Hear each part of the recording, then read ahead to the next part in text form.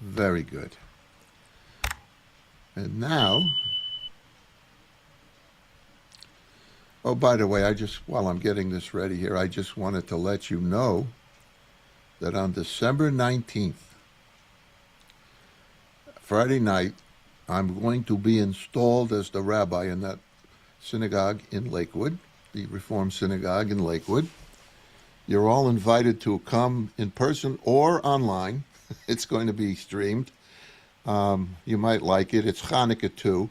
And you might not like it because it's a Reform synagogue and they will be lighting Shabbos candles and Hanukkah candles after Shabbos begins. So you might not want to see that. So come a little late.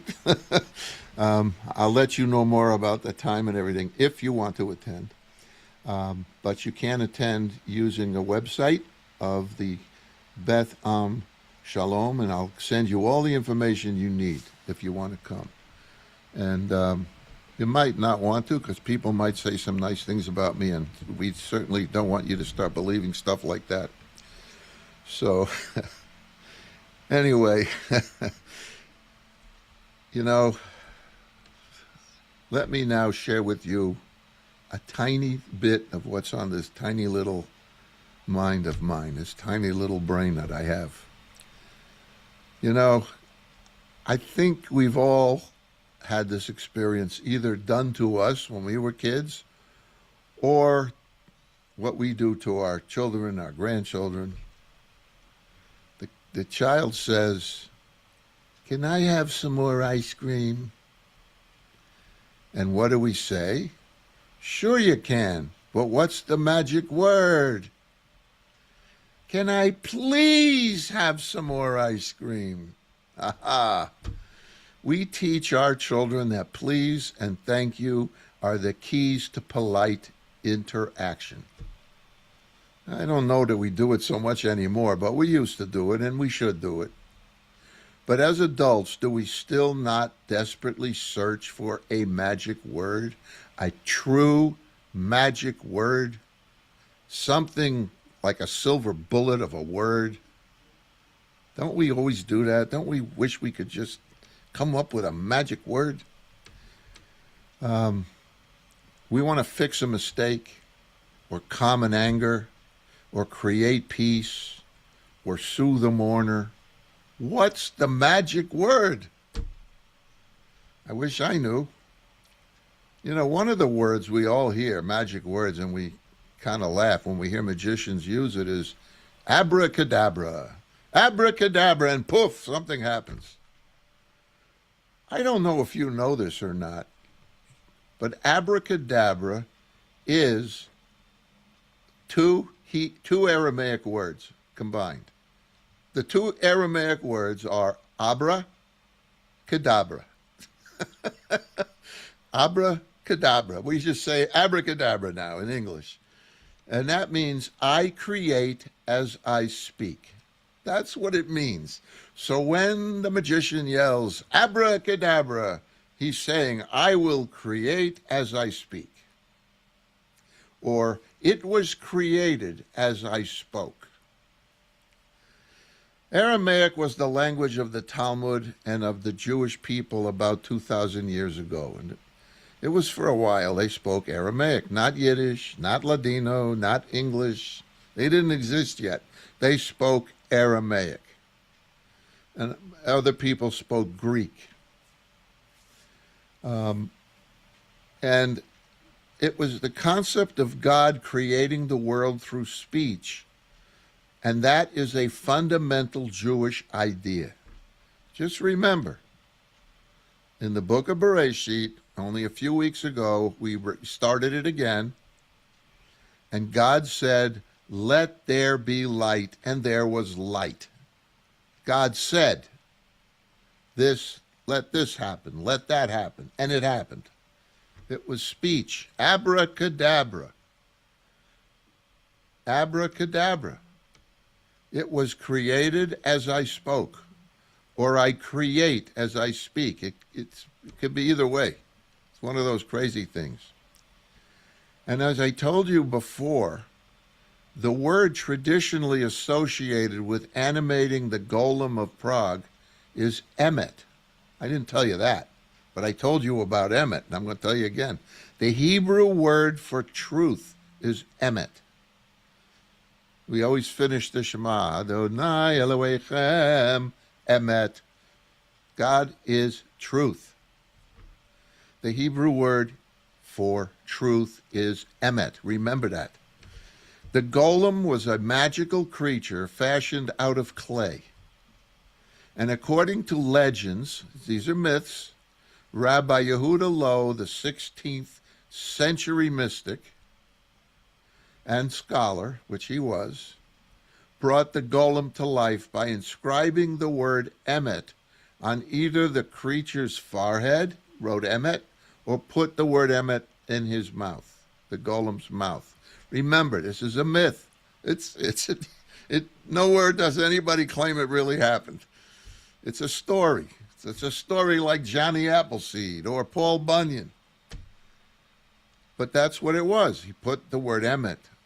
And to deactivate this or disable the golem, the word's first letter, which was an aleph, emet, aleph, removed or erased, changing emet to, this is what I told you before, it means death or dead.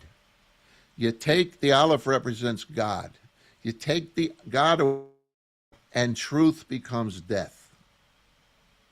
The act is a reminder that the golem was active or lifeless without God.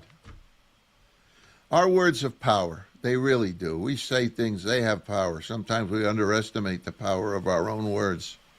As God creates the world through speech, you and I create and destroy through the act of speech. We lift each other up and we tear each other down by the words that we use. No one understood this power better than the patriarch Yaakov, as demonstrated in this week's Torah reading. Yaakov is about to meet his estranged brother Esav. The last time they met or were together, Esav accused Yaakov of stealing his birthright, so Esav swore to kill Yaakov. I'm going to kill you. You can't have that. That is why Yaakov fled the scene, and he took off. And he built a life in Haran. He married. He had kids. He got a job. The whole Geschichte. He did it all. And as our Torah reading opens, Yaakov sends messengers ahead of his encampment with words that he hopes will open his brother's heart and foster forgiveness. Magic words, he hopes, that will just work. The silver bullet of words. So, he hopes it's going to work. The Torah describes these words should find favor in the eyes of his brother. That's what he wants. And he needs words that have the power to disarm a small army, because that's what his brother's bringing with him, a small army. So what might be those magic words to unlock Esav's heart and move him towards reconciliation? I think everybody here knows the name Rabbi Harold Kushner.